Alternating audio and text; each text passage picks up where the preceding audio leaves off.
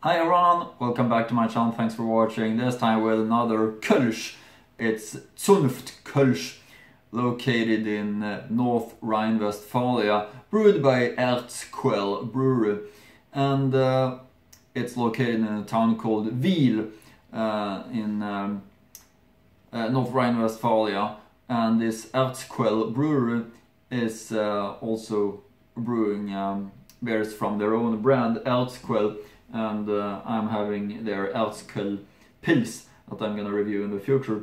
But this is the Kölsch, and yesterday I reviewed an alt beer, and that was a beer style that is not so common here on the channel, and therefore it's a special interest of those ones. And it's the same regarding this beer style, Kölsch, which is a very special beer style that I've only been having a few times before on the channel, and I thought it could be a good idea to update you a little bit about what this beer style is. So I'm gonna continue to read a little bit about that, and after that reading a little bit about the history of the brewery, the Erzquell Brewery, and finally over to the tasting part. Kölsch may only be manufactured in the city of Cologne. Kölsch is a pale beer from Cologne. It is very similar to pale lagers in color and taste, but unlike lagers, fermentation takes place in warm temperature instead of cold. The beer is protected by origin, and the name may only be used on beer brewed in Cologne and by brewers who are members of the Cologne Brewers Association. The beer is pale yellow to the color and with light and mild taste. The bitterness is moderate. The carbonic acid is high, and the taste has character of malt and without sweetness. There may also be some fruity aromas coming from the fermentation. The difference between a Kölsch and other German traditional beer styles like alt beer is big. Alt beer is more reminiscent of a British ale and even darker in color comparing to Kölsch. And this brewery is located in Biel, as I said. Says here on the bottle, Erzquell Brauerei Bielstein, Biel, and looking very traditional. It's a small bottle, 0.33 liter bottle. It's the two different sizes that we're having here in Europe, 0.33 or 0.5 liter. I'm going with 0.5 liter if that's possible. Regarding Kölsch, it's often the case that Kölsch beers are being being consumed in smaller volume, but more times, while for example Bavarians are drinking these 5 liter and 3 liter glasses. Kölsch is more often drank in more smaller glasses, but more times. So I guess that's why this is a 0.33 liter bottle, which I got in Germany, of course, while almost all other beers was only available in 0.5, which of course is, as I said, the ones that I'm trying to get. They look better and you get enough of beer. Anyway, Erzquell Brauerei, some history about that. Successful with regional specialties, family owned for 4 generations, the brewery has founded in 1900 as Adler Brauerei GmbH, and on September 5th, year 1900, the first beer was produced in Bielstein. The first beer left the brewery. Born out of necessity, this phrase literally applies to the founding of the Erzquell Brewery over 100 years ago. The spinning and tearing of Ernst Kind and brother-in-law Karl Kattwinkel came under economic difficulties at the end of the 19th century. Ernst Kind then dared to start again despite his 50 years. When the existing reserves, he converted the factory into a brewery. That's how it started. Kind learned the art of brewing beer in the Bavarian brewing school Weihenstephan. He hired his later nephew Fritz Ehrlicher as a master brewer. In order to lead spring water into the brewery, a water pipe several kilometers long had to be built first. The Bieltalbahn, founded 1897, was ideal for getting the necessary raw materials delivered, and at the same time the beer could be transported away. On September 5th, 1900, the first beer from Adler Brauerei GmbH, as it was known at that time, left the brewhouse in Bielstein. 15,000 hectoliters of beer were brewed the year it was founded, and twice as much barley juice was produced in 1913. The First World War there was a drop in sales, and Ernst Kind promptly adjusted the new situation. Aluminium cutlery for soldiers and leaf flour for the army horses were produced instead of beer. In 1970, Kind left the company management in 1920. Son-in-law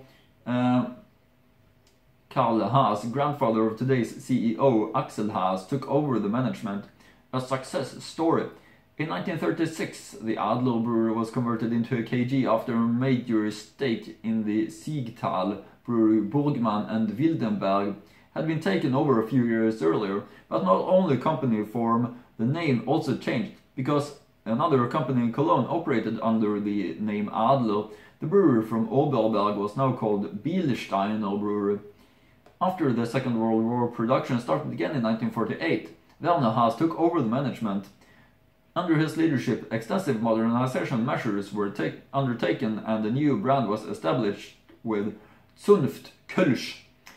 The cooperation with the sister brewery in Siegtal led to the name Erzquell Brewery, which had been retained since 1979. After Dr. Axel Haas took over the management of the Siegen Brewery this year, and in 1983, after the death of his father, he also became managing partner of the Erzquell Brewery in Bielstein. Subsequently, there was a large volume of investments.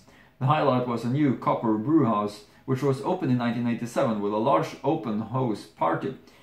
At the beginning of the 1990s, the barrel and bottle filling, as well as the logistics area, were completely redesigned.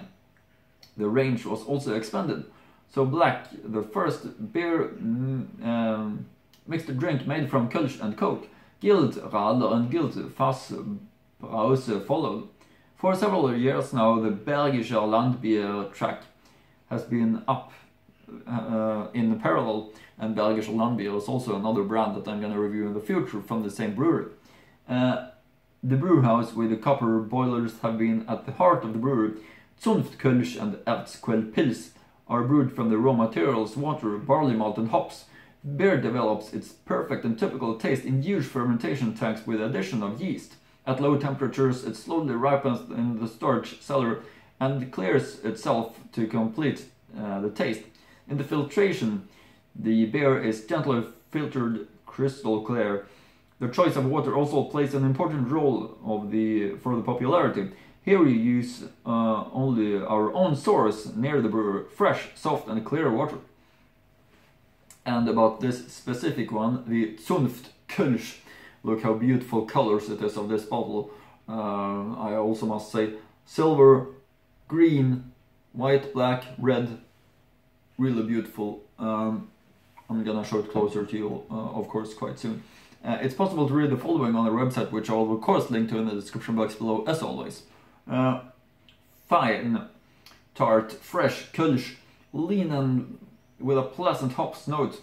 The top fermented character captivates the slightly fruity component particularly well brought to bear by the pure brewing water from our own spring.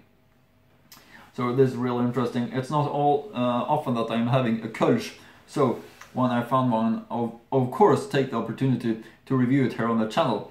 I remember that I've had a few before on the channel, but Kölsch is really underrated and really something interesting. So, high expectations of this one. Here's the cap also, really great looking one, Zunft Kölsch.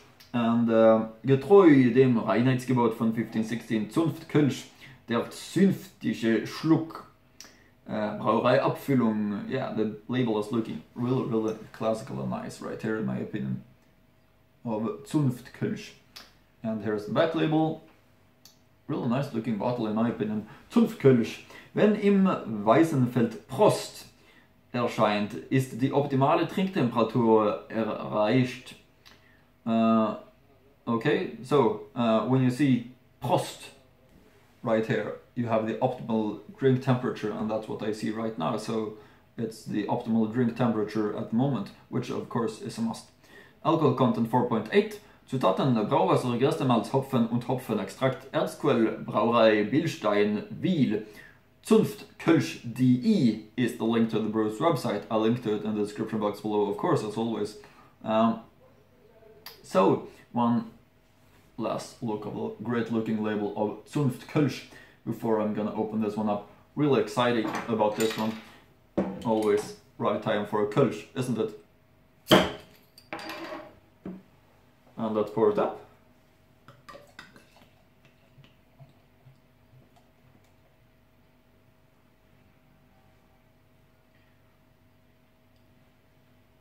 Put it on right here.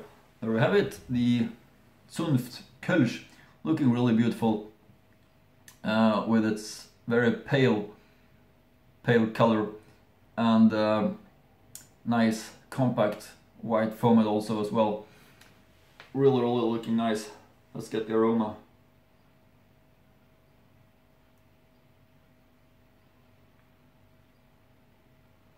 Really fresh and nice.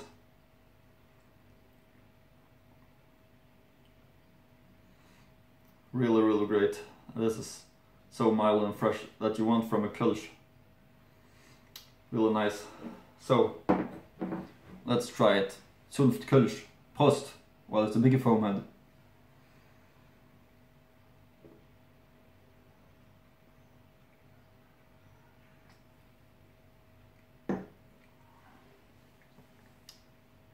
Really nice. Very easy to drink, mild and fresh in taste. Definitely not as bitter as a Pils. Not maybe as mild as a Helles. Something in between. It's just a Kölsch. That's how I'm describing the taste. Really pleasant and fresh and nice in every way. Definitely a recommendation to me regarding this one. It's a great Kölsch, and of course you should always take the opportunity to try a Kölsch when you find it, because as I said, it's a rare beer style and there doesn't exist too many of them, so of course it's interesting. Please feel free to discuss in the comment section below your opinions regarding different Kölsch, whether you like the style or not, or your favorite Kölsch beers, of course.